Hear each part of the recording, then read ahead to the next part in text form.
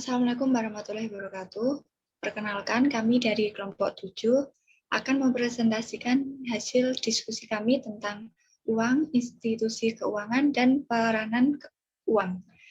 Adapun anggota kelompok kami yaitu saya sendiri, Aziatun Nuraini Safitri, dan Karunia Melinda Nurianda. Berikut ini adalah hasil dari diskusi kelompok kami. Berdasarkan ciri perdagangan, perekonomian dibedakan menjadi dua. Yang pertama, perekonomian barter. Sistem kegiatan ekonomi yang sangat sederhana, jual beli dilakukan secara pertukaran barang dengan barang.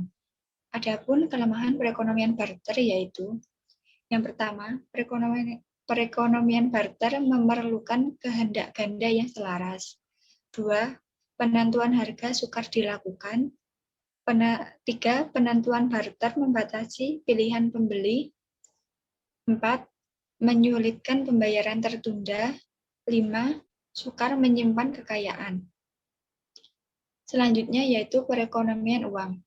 Merupakan perekonomian yang sudah menggunakan uang sebagai alat pertukaran dalam perdagangan. Definisi dan ciri-ciri uang. Uang selalu didefinisikan sebagai benda-benda yang disetujui oleh masyarakat sebagai alat perantaraan untuk mengadakan tukar-menukar atau perdagangan.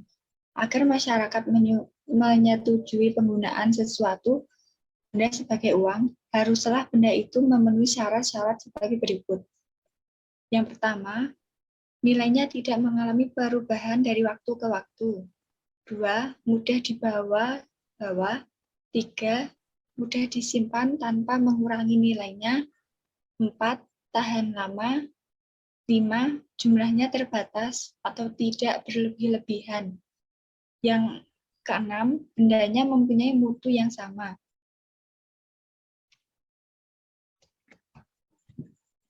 Berikut ini merupakan beberapa fungsi uang. Yang pertama yaitu uang sebagai perantara tukar-menukar. Dengan adanya uang, kegiatan tukar-menukar akan jauh lebih mudah dijalankan kalau dibandingkan dengan di dalam kegiatan perekonomian secara barter. Tukar-menukar baru akan berlangsung apabila seseorang dapat menawarkan sesuatu barang yang diingini oleh seseorang lainnya, dan orang lain itu memiliki barang yang diinginkan oleh orang yang pertama. Kemudian yang kedua, uang sebagai satuan nilai. Yang dimaksud dengan satuan nilai adalah satuan ukuran yang menentukan besarnya nilai dari berbagai jenis barang. Dengan adanya uang, nilai sesuatu barang dapat dengan mudah dinyatakan, yaitu dengan menunjukkan jumlah uang yang diperlukan untuk memperoleh barang tersebut. Yang ketiga yaitu uang sebagai alat bayaran tertunda. Transaksi-transaksi dalam perekonomian yang sudah berkembang banyak sekali dilakukan dengan pembayaran yang ditunda atau penjualan secara kredit. Para pembeli memperoleh barangnya terlebih dahulu dan membayarnya pada masa yang akan datang.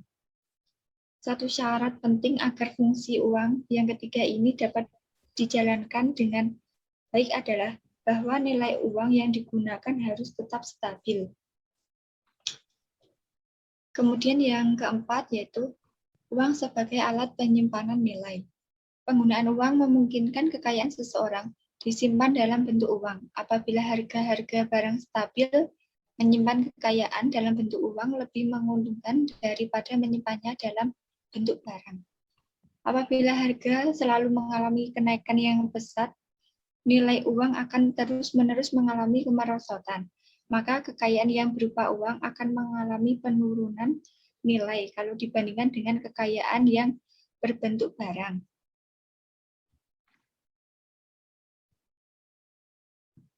Selanjutnya yaitu jenis uang sepanjang sejarah. Yang pertama, jenis uang yang mula-mula sekali digunakan. Uang yang mula-mula sekali digunakan terdiri dari barang-barang yang sangat dibutuhkan masyarakat dan yang banyak mereka gunakan dalam kehidupan sehari-hari.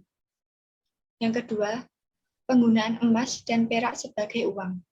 Emas dan perak mempunyai ciri-ciri untuk menjadi uang yang baik, yaitu Pertama, banyak orang menyukai benda tersebut.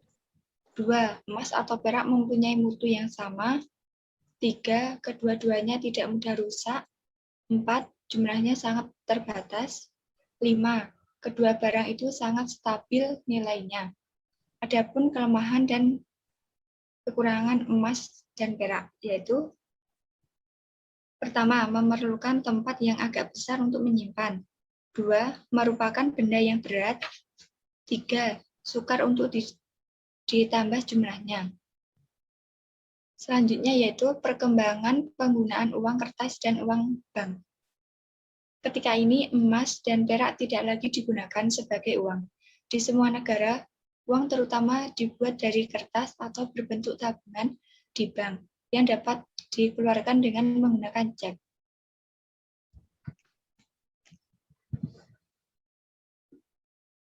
Peranan dan kegiatan bank umum.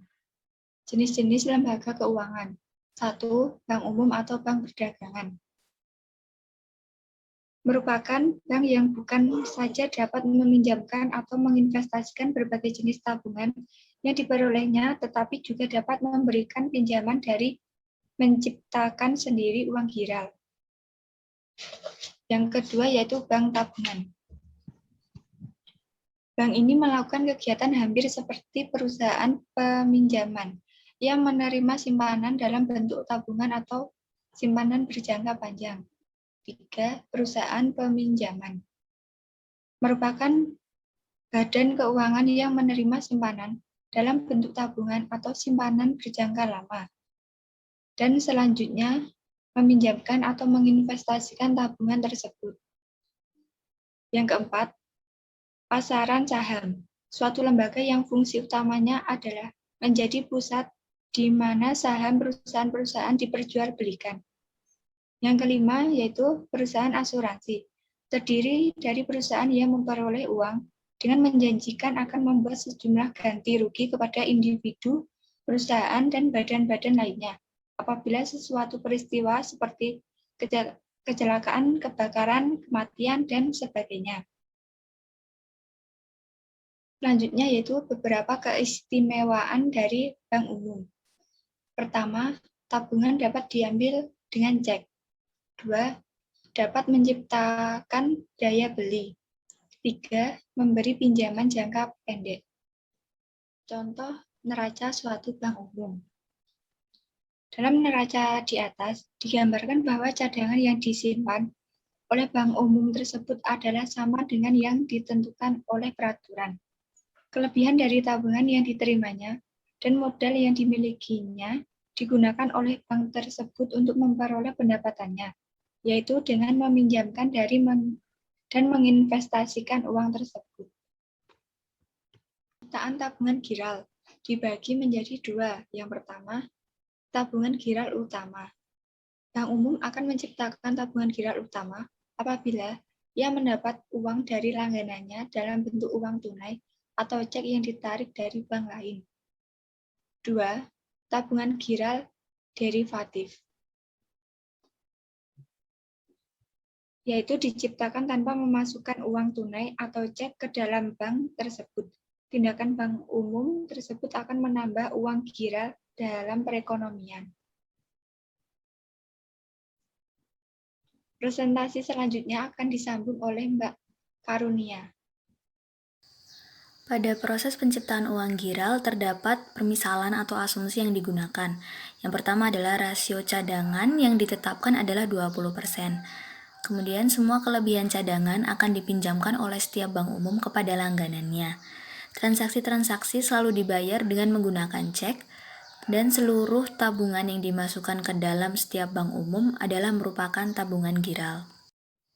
Dimisalkan tabungan giral mula-mula berjumlah 100 juta rupiah dan dimasukkan dalam bank umum 1. Karena besarnya cadangan yang diwajibkan adalah 20% dan semua kelebihan cadangan dipinjamkan, maka setelah semua kelebihan cadangan diserahkan kepada para nasabahnya, perubahan dalam neraca bank umum 1 adalah seperti yang ditampilkan di slide. Orang-orang yang menerima pinjaman dari bank umum 1 akan membelanjakan uang yang diperoleh mereka. maka segolongan penjual akan menerima tambahan pembayaran sebanyak 80 juta rupiah dan ini kemudian mereka simpan di Bank Umum 2. Seperti juga dengan yang dilakukan oleh Bank Umum 1, Bank Umum 2 akan menahan 20% dari tabungan giral yang diperolehnya sebagai cadangan wajib dan selebihnya dipinjamkannya kepada para nasabah yang memerlukan. Setelah semua kelebihan cadangan yang ada pada Bank Umum 2 dipinjamkan, perubahan dalam neraca bank itu adalah seperti yang ditunjukkan di slide. Sama seperti dengan yang dilakukan oleh orang-orang yang meminjam dari Bank Umum 1, langganan-langganan yang meminjam dari Bank Umum 2 akan membelanjakan uang yang mereka peroleh, yaitu sebanyak 64 juta rupiah. Kemudian segolongan penjual akan memperoleh uang tersebut dan menyimpannya di Bank Umum 3. Untuk memenuhi peraturan-peraturan yang ditetapkan, 20% dari tabungan yang dibuat itu akan digunakan sebagai cadangan dan selebihnya dipinjamkan kepada para langganan yang memerlukannya. Apabila seluruh uang yang dapat dipinjamkan telah diberikan kepada para peminjam, perubahan dalam neraca Bank Umum 3 seperti yang ada di slide, penerima-penerima pinjaman dari Bank Umum 3 akan melakukan tindakan seperti yang dilakukan oleh para peminjam dari Bank Umum 1 dan Bank Umum 2, yaitu mereka akan membelanjakan uang yang dipinjam tersebut. Uang ini akan diperoleh para penjual yang menjual barang-barang mereka kepada para peminjam, dan selanjutnya akan disimpan di dalam Bank Umum 4, seperti dengan yang telah dilakukan oleh Bank Umum 1, 2, dan 3. Pertambahan uang giral yang dapat diciptakan. D sama dengan S per R, atau D adalah jumlah seluruh nilai uang giral atau tabungan giral, S adalah uang giral atau tabungan giral, R adalah dalam persen tabungan giral yang tercipta yang harus tetap ditahan dalam bank sebagai cadangan. Berdasarkan formula di atas atau tabungan giral mula-mula 100 juta rupiah, pertambahan uang giral adalah 100 juta per 0,2 sama dengan 500 juta, pertambahan cadangan adalah 20 juta per 0,2 sama dengan 100 juta, dan pertambahan pinjaman adalah 80 juta per 0,2 sama dengan 400 juta. Mata uang dalam peredaran uang beredar memiliki dua pengertian. Yang pertama pengertian yang terbatas. Uang beredar adalah mata uang dalam peredaran ditambah dengan uang giral yang dimiliki oleh perseorangan, perusahaan-perusahaan, dan badan-badan pemerintah.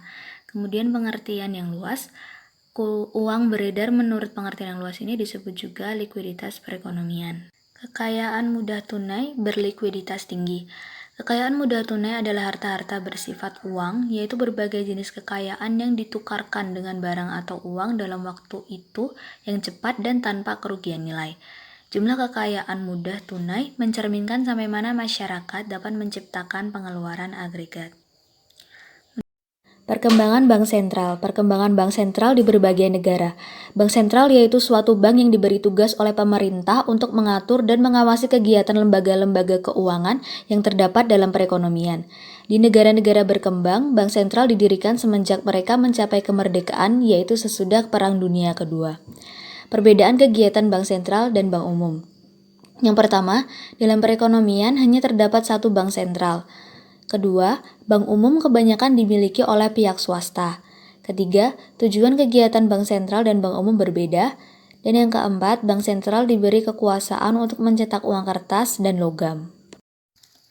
Fungsi utama bank sentral. Yang pertama, bank sentral sebagai bank kepada pemerintah untuk mengatur pengeluaran dan pendapatan pemerintah. Bank sentral bertindak sebagai lembaga keuangan terutama yang menyimpan uang yang dimiliki pemerintah. Seterusnya pemerintah menggunakan jasa-jasa bank sentral untuk membayar dan mengirimkan uang kepada pemerintah daerah dan departemen pemerintah yang lain. Yang kedua, sebagai bank kepada bank umum, disebut juga sebagai bank kepada bank atau sumber pinjaman terakhir. Artinya bank sentral adalah bank dari bank-bank lainnya dan ia merupakan sumber terakhir dari pinjaman apabila bank-bank umum tidak dapat memperoleh lagi pinjaman dari sumber lainnya. Yang ketiga, mengawasi bank umum dan institusi keuangan lain. Apabila tidak diawasi, kegiatan lembaga-lembaga keuangan, terutama bank umum, dapat merugikan masyarakat dan mempengaruhi kestabilan dan perkembangan perekonomian. Untuk menghindari akibat-akibat yang tidak diharapkan dari kegiatan berbagai lembaga keuangan, Bank Sentral diberi kekuasaan oleh pemerintah untuk mengawasi dan memberi petunjuk-petunjuk kepada lembaga-lembaga keuangan yang ada dalam perekonomian mengenai kebijakan yang perlu mereka jalankan. Yang keempat, mengawasi kestabilan kurs valuta asing. Menciptakan kestabilan ekonomi adalah dengan mempertahankan kestabilan nilai kurs mata uang asing untuk menjaga agar nilai kurs mata uang tetap stabil. Bank sentral yang bertugas untuk menjaga kestabilan kegiatan impor-ekspor dan aliran modal luar negeri dengan tujuan untuk menjamin tercapainya kestabilan perekonomian negara. Yang kelima, mencetak uang logam dan uang kertas. Bank sentral haruslah menentukan besarnya jumlah uang yang harus disediakannya pada suatu waktu tertentu, menentukan besarnya uang beredar yang harus ditambah dari satu periode ke periode lainnya. Merupakan tugas bank sentral. Karena tugasnya ini ada kalanya organisasi bank sentral dibedakan menjadi dua bagian, yaitu satu bagian bertugas hanya untuk mengeluarkan uang dan bagian lainnya menjalankan tugas-tugas bank sentral yang lain. Sekian dari presentasi kelompok kami. Apabila ada kurang lebihnya, kami mohon maaf. Wassalamualaikum warahmatullahi wabarakatuh.